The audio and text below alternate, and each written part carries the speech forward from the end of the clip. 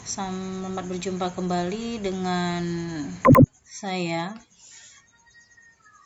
Rifidawati, dengan mata pelajaran yang sama, yaitu mata pelajaran akuntansi keuangan, di mana KD yang akan kita lanjutkan atau materi yang kita lanjutkan adalah materi yang telah Anda pelajari pada kelas 11 di semester 3 dan semester 4 kemarin. Dengan mengucapkan bismillahirrahmanirrahim, Anda sekalian, kita buka pembelajaran kita ini dengan materi yaitu kompetensi dasar KD 311 dan KD 411. Anda akan mempelajari nanti pada mata pelajaran akuntansi dasar akuntansi keuangan ini adalah bagaimana menganalisis pembentukan kas kecil untuk KD pengetahuan, sedangkan KD keterampilannya adalah melakukan pencatatan kas kecil. Oke, Anda sekalian, untuk lebih pahamnya apa itu kas kecil akan Ibu jabarkan bagaimana pengertian kas kecil. Kas kecil itu adalah sejumlah uang kas atau uang tunai yang disediakan perusahaan untuk membayar pengeluaran-pengeluaran yang jumlahnya relatif kecil dan tidak ekonomis bila dibayar dengan cek. Jadi perusahaan biasanya mempunyai beberapa kas, ada yang kasnya di berangkas, yang di perusahaan, ada yang kasnya di bank. Dikatakan dia kas kecil Anda sekalian karena untuk pengeluaran-pengeluaran dalam relatif kecil. Jadi perusahaan untuk membayar pengeluaran yang kecil tidak mungkin mengeluarkan dana melalui bank seperti mengeluarkan cek dan sebagainya. Jadi perlu perusahaan untuk memberikan satu dana yang standby di berangkas untuk pengeluaran-pengeluaran yang setiap hari yang kontinu dilakukan oleh perusahaan. Selanjutnya, Anda sekalian, untuk apa pengeluaran kas kecil ini?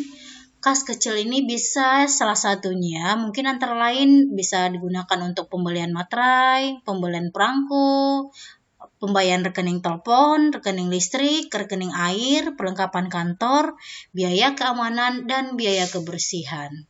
Dan intinya Anda sekalian memang yang tidak ekonomis yang relatif kecil.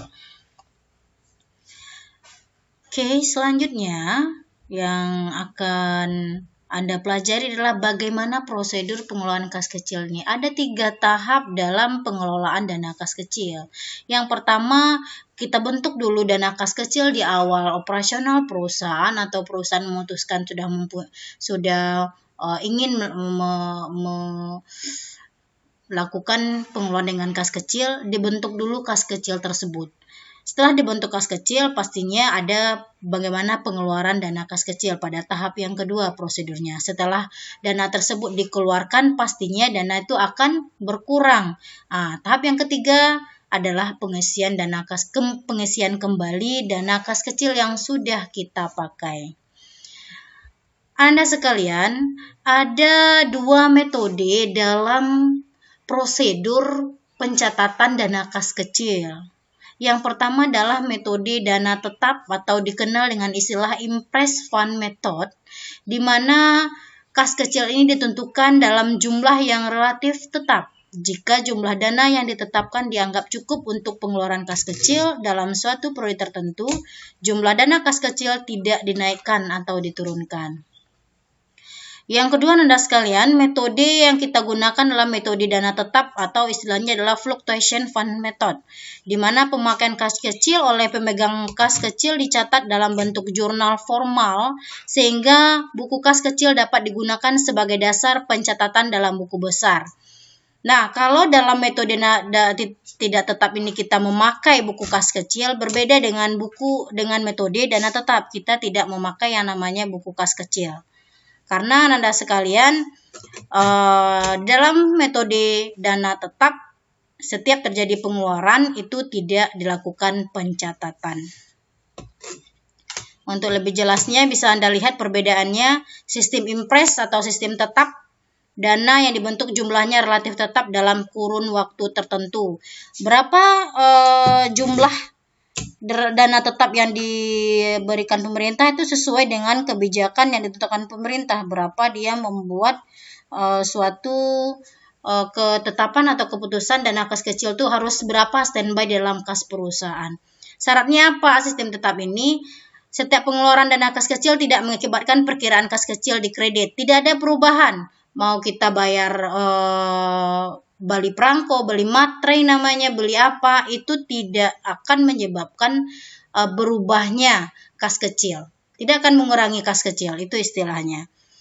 Lalu yang kedua, pengisian kembali dana kas kecil tidak mengakibatkan perkiraan kas kecil di debit. Jadi kalau adanya pengisian kembali, kita tidak menggunakan akun kas kecil, melainkan nanti menggunakan akun kas di akun-akun yang bersifat beban-bebannya. Beban-beban yang akan kita berikan dan lalu akan mengurangi kas langsung, mengurangi kas tidak mengurangi atau melakukan perubahan terhadap kas kecil.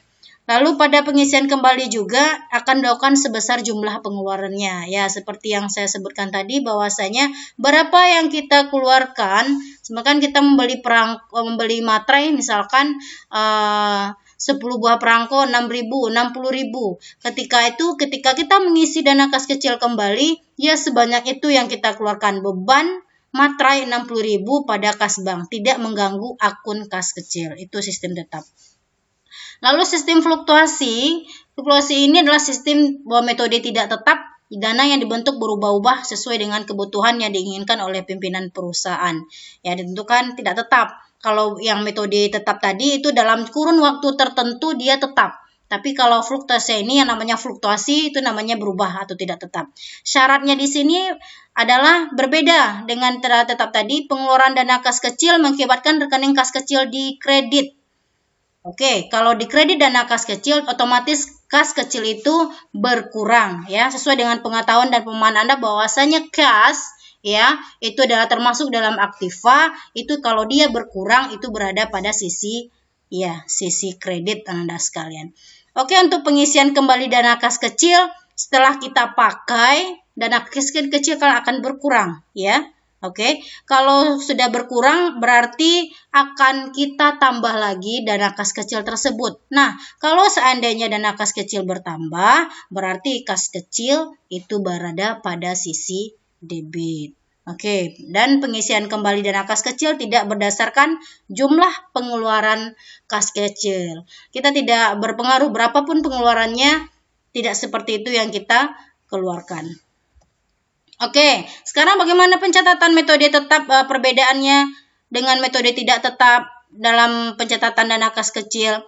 Tadi sudah disebutkan prosedur pengelolaan kas kecil ada 3. Pembentukan kas kecil, pembayaran kas kecil, dan pengisian kembali kas kecil. Nah, kita bahas dengan pembentukan kas kecil dulu. Untuk sistem dana tetap, ya, untuk pembantuan kas kecil sama jurnalnya ketika pembentukan sistem dana tetap maupun sistem dana tetap, di mana kas kecilnya kita debit dan kas bank kita kredit. Kas kecil bertambah, kas bank kita berkurang akibat kita membentuk dana kas kecil. Oke, yang kedua untuk pembayaran kas kecil.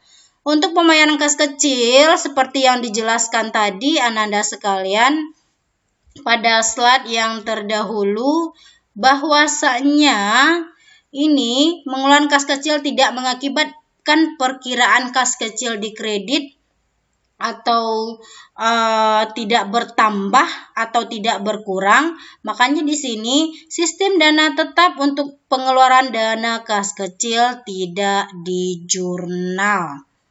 Nah, tidak di jurnal. Lalu bagaimana dengan sistem dana tidak tetap? Kalau jika sistem dana tidak tetap ini, Ananda sekalian, ketika pembayaran kas kecil, ketika kita membayar kas kecil, apa yang kita bayarkan?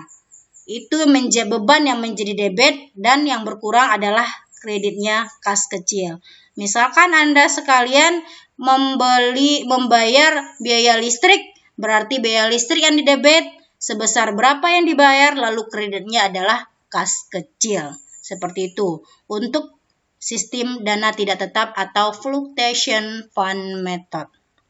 Oke, yang ketiga, pengisian kembali dana kas kecil untuk sistem dana tetap. Anda sekalian, sistem dana tetap yang kita jurnal adalah apa yang tidak dijurnal ketika sistem dana tetap. Misalkan, tadi yang saya sebutkan adalah pembayaran listrik itu di debit. Jadi yang di debit adalah beban listrik tersebut nih, beban-beban.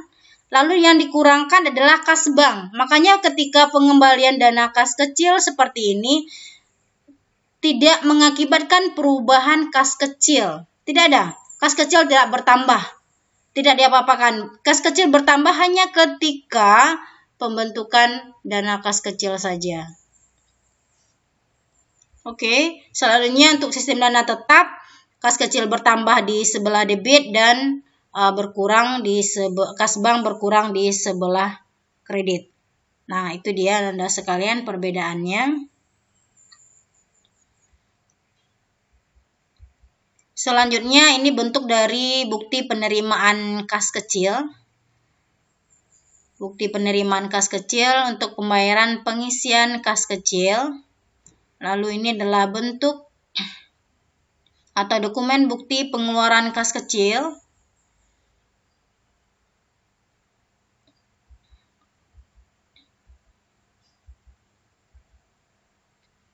Ini adalah bentuk jurnal kas keluarnya.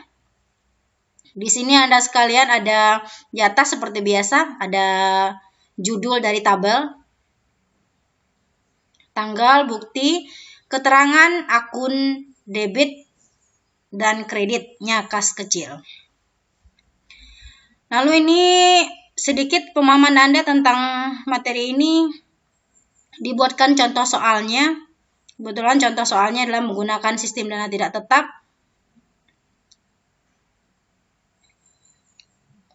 Tanggal 10 Desember dibayar listrik, telepon, air dengan bukti 002. Bisa Anda lihat listriknya berapa, teleponnya berapa, airnya berapa. Kita akan masukkan di dalam jurnal kas kecilnya. Lihat di sini di tanggal, nomor buktinya sudah kita pindahkan, keterangannya biaya listrik berapa, biaya telepon berapa, biaya air berapa, kita debit di nomor akunnya dan jumlahnya, lalu kredit kita di kas kecil. Oke, terima kasih banyak atas perhatiannya. Semoga tetap semangat. Assalamualaikum warahmatullahi wabarakatuh.